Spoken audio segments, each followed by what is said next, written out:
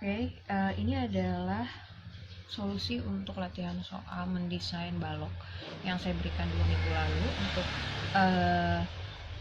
sebagai latihan soal yang dikumpulkan. Ada sebuah balok dengan panjang total 7,2 meter, menerima beban dari luar, yaitu 2 buah beban terpusat sebesar 85 kN. Titiknya bisa dilihat di gambar di situ. Maka kalau misalnya kita mengabaikan berat sendiri,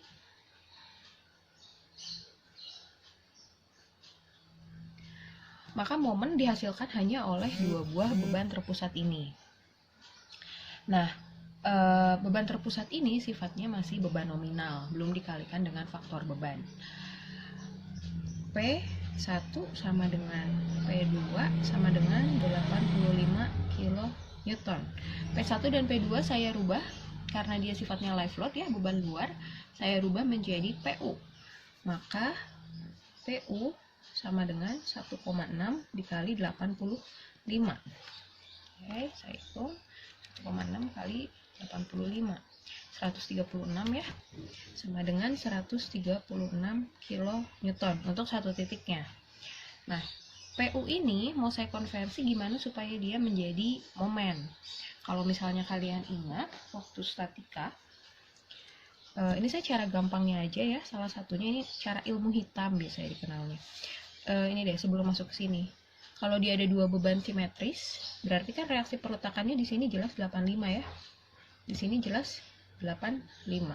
Kalau misalnya ini saya rubah jadi 136, berarti di sini 136, di sini 136, gitu ya, kurang lebih ya.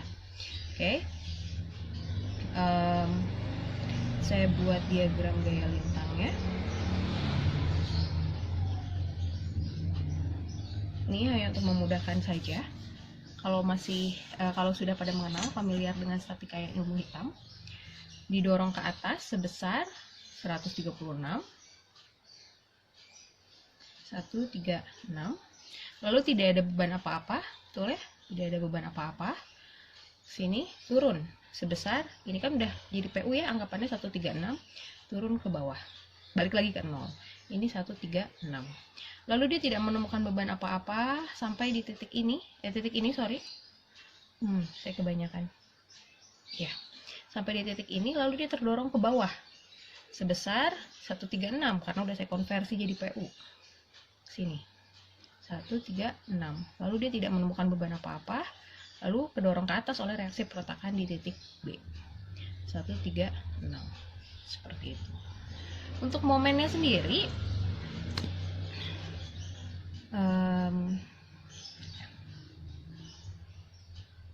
momen akan maksimum saat gaya lintang sama dengan 0. Ini gaya lintang sama dengan 0 sepanjang ini ya. Berarti sepanjang nilai di sini momennya akan maksimum. Berarti kita punya titik-titik momen maksimum di sini dan di sini. Besar momen adalah luasan dari gaya lintang yang sudah dilewatinya. Jadi kalau saya maju dari 0 sampai ke titik 1,8, luasan gaya lintangnya adalah 136 dikali panjangnya 1,8. Saya kalikan dengan 1,8 sama dengan 244,8. Berarti yang di sini momennya adalah 244,8. Kalau saya maju ke sini dia 0, berarti dia tidak ada perubahan momen. Berarti sampai ke titik ini juga masih 244,8. Baru pada saat dia melewati luasan yang ini dia berkurang sedikit demi sedikit karena ini lintangnya positif, ini lintangnya negatif. Seperti itu. Maka diagram gaya momen saya seperti ini.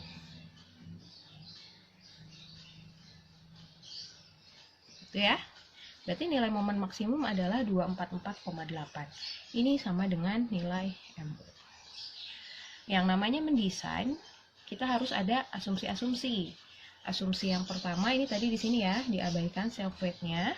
Asumsi yang kedua itu kita anggap dia ada di zona 1. Di mana di zona 1 itu PMN sama dengan PMP. Sama dengan P dikali FY dikali ZX. Sampai sini ya untuk zona 1. Nah, kemudian PMN ini kita ganti menggunakan momen ultimate atau beban yang dibutuhkan di dalamnya. Oke, berarti MU sama dengan P dikali FY dikali ZX. Konsep ini saya jelaskan di contoh soal. Saya sudah pernah menjelaskan terkait sama desain balok ini sebelumnya. Cuman yang bebannya merata gitu ya. Mungkin teman-teman ada yang bingung. Video saya yang ketiga kalau nggak salah. Nah, kemudian kalau ini dirubah MU, maka ZX-nya menjadi ZX yang diperlukan. Atau ZX perlu. Nah, sekarang konversi ke sini, maka ZX perlu saya sama dengan MU dibagi P dikali FY. Masukin angkanya 244,8. Kalau ini udah ini kilonewton, maka ini satuannya kilonewton meter ya. Kilonewton meter saya kalikan 10 pangkat 6 dibagi dengan 0,9 dikali 250. Oke, maka ZX perlunya sama dengan, saya udah hitung, dia di 1088,000 mm pangkat 3. Ya, ini adalah nilai ZX yang dibutuhkan atau ZX required-nya. Setelah kita dapat ZX, kita buka tabel.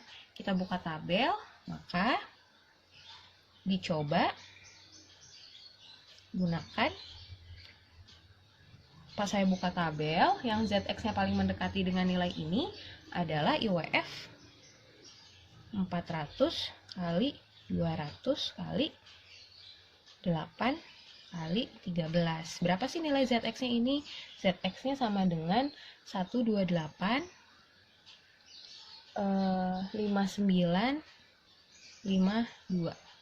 mm pangkat 3. Oke. Dengan nilai ZX seperti ini, maka kan ini ZX minimum ya. Dia di atasnya ZX yang ini. Jadi bisa kita pakai. Oke. Terus kemudian tadi kan kita abaikan self weight-nya. Nah, IWF ini self weight-nya itu sama dengan 0,66 kN per meter. Ini akan kita jadikan beban matinya. Oke. Nah, kemudian di saat karena sekarang kita udah tahu nilai beban sendirinya atau berat sendirinya, kita perlu menghitung nilai beban aktualnya. Beban aktual karena ini MU tadi kita asumsi saat kita mengabaikan nilai berat sendiri. Nah, untuk momen aktualnya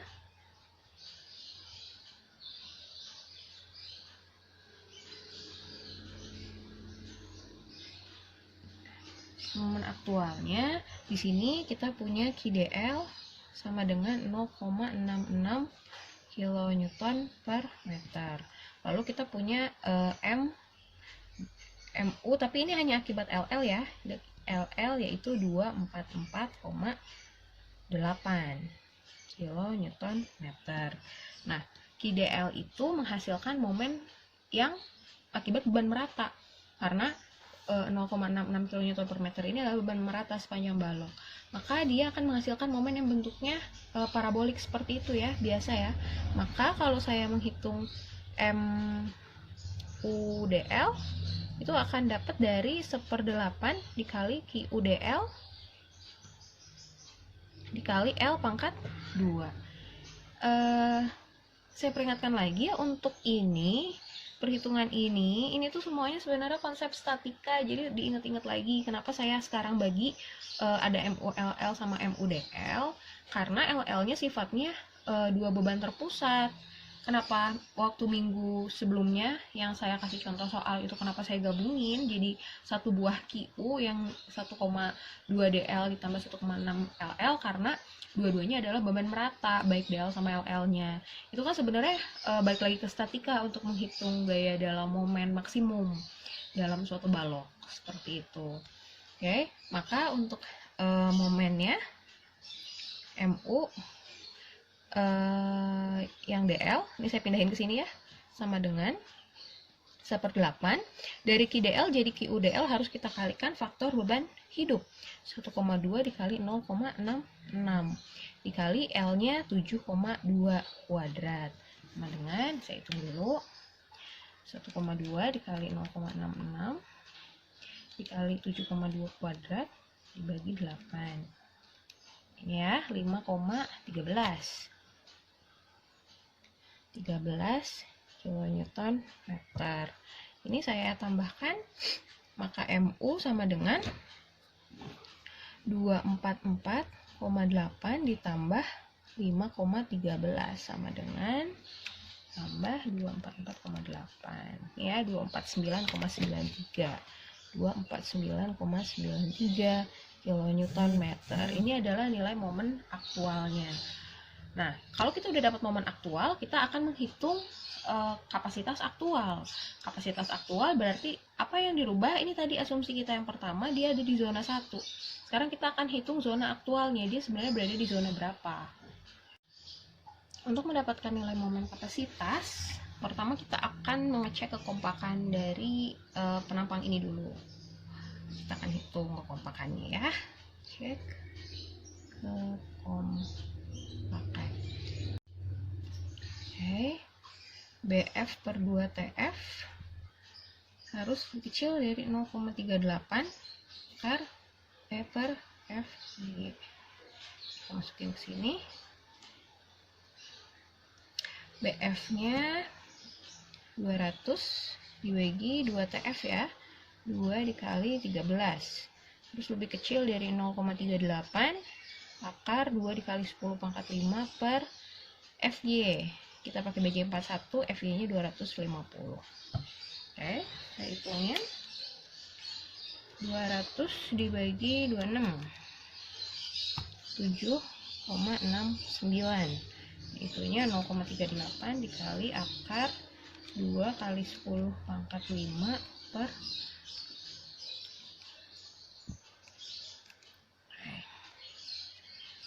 ya 10,75.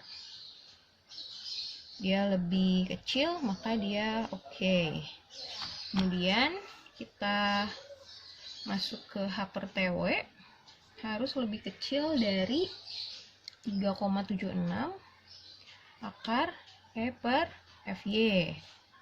Oke, kita masukkan H-nya 400 dikurangin 2 dikali 13 dibagi dengan TW-nya 8. Harus lebih kecil dari 3,76 akar 2 dikali 10 pangkat 5 per 250. Oke, tagok saya ngitung ininya dulu, masih ada di kalkulator. 3,76 ya, 106,35.